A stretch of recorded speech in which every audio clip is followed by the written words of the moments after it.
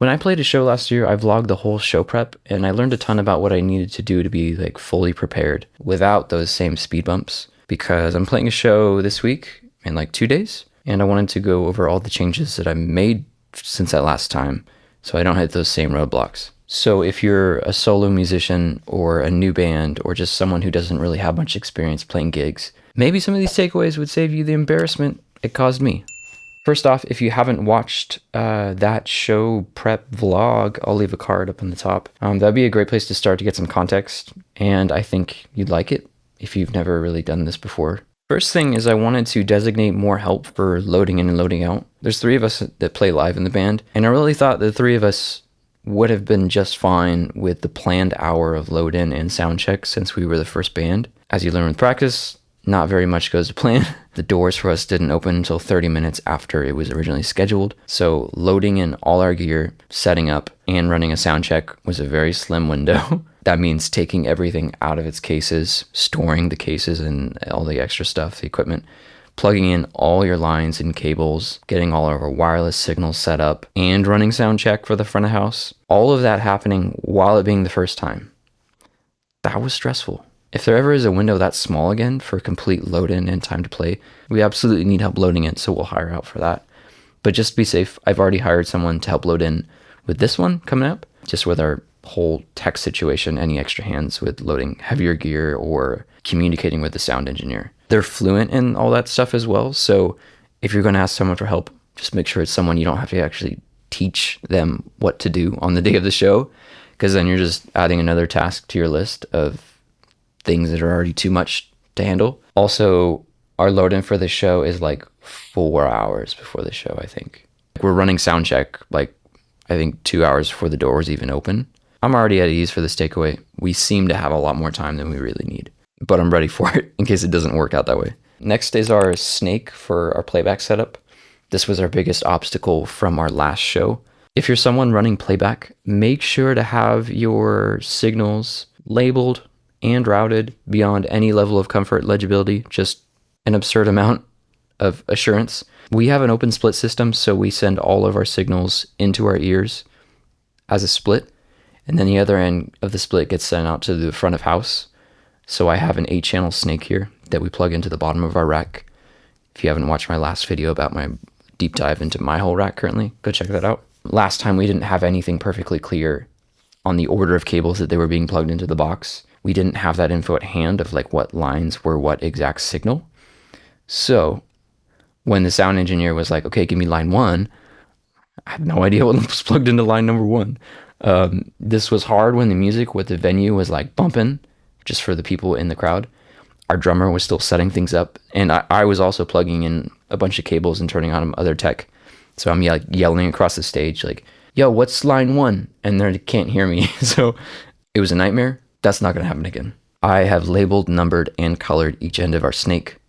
I have made multiple laminated cards that have the number, color, and direct name of each signal on them. I have this taped to my computer when it's next to me. The sound engineer will have this signal card.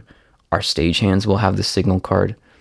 We are all in the know of what each line is whenever they ask for it. I made 4 laminate cards from Office Depot for $2. So steep price there. The person that I hired to help with the stage stuff also runs sound regularly. They are the ones that are handling that communication of the routing. Everyone in the band, we can all just focus on getting our gear plugged in and just ready to go. Next, I needed to test all lines because last time I made the mistake of not realizing we plugged a mic into a slot on our Behringer mixer that didn't have a mic pre. That was embarrassing. When I got home that night and opened up our rack to see that the cable was plugged in the wrong spot, didn't know it at the time, but like that was a stressful 5 to 10 minutes when we were doing sound check and trying to figure out why like our app wasn't responding when we were driving the gain up on a certain signal, and we couldn't hear anything in our ears. So we ended up just running that certain mic into like a stage wedge. So I've rerouted everything in our mixer where all mics just go straight into the top that I know that needs a mic pre. And with this change, we've run this setup like 40 times at this point. We're good on this one. Ultimately, a better mixer with all channels being mic pre's would be ideal. But right now, it's not really worth the investment when my error was just due to negligence. Practice tonight 2 days before the show, and I'll be testing all the lines tonight for our ears, front of house, everything. Minimize my gear. If you're a subscriber, you probably know how I've approached this takeaway already. My Kemper setup, along with my keyboard setup, was just a lot of things to plug in and bring to gigs for a single person to manage. So like 6 months ago, I decided to sell my Kemper, and with that money, I bought a new set of custom in-ear monitors. I bought a Tonex pedal and an HX Stomp. All of that was kind of a worthy trade-in the long run. Having just those two pedals communicate with each other on my tiny pedal board just makes my life so much easier and quicker. It's a cheaper solution as well. So if something breaks or goes out, it's not a $1,700 replacement for the main brain. As for my keyboard, the one that I was bringing was like an Alesis 61, I don't know what it's called. I like this keyboard for actually playing.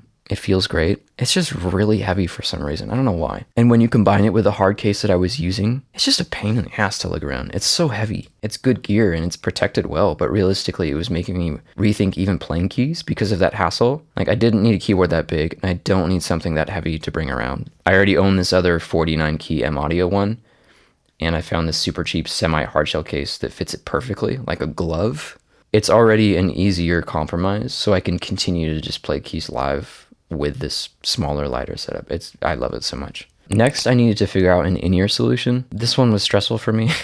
If you didn't already see the other in-ear monitor video that I mentioned earlier, basically, like, I have these Sensaphonic sleeves on my Shure in-ear monitors that came stock with my in-ear monitor system. And these sleeves made it so they're like a custom monitor, kinda. Before soundcheck even started, the sleeve fell off my monitor, and I couldn't find the sleeve on the stage in this sea of cables for like a solid 5 minutes. That was like the nail in the coffin for me to get real in-ears finally. I got these all clears on a 4th of July sale, so they were like $200 off. The last takeaway was just to loosen up and practice a little bit more and get more comfortable moving around. I think this one mainly was a takeaway because I just was nervous. We were playing on a small stage too. Hadn't put in as much reps as we have at this point. Otherwise, we've tried to make it a point to get looser in practice and move around a little bit more and have more fun. Each practice we run through our full set list twice. So after the first run, we loosen up a bit more in the second. And over time, it's been like a gradual improvement. It's show business after all.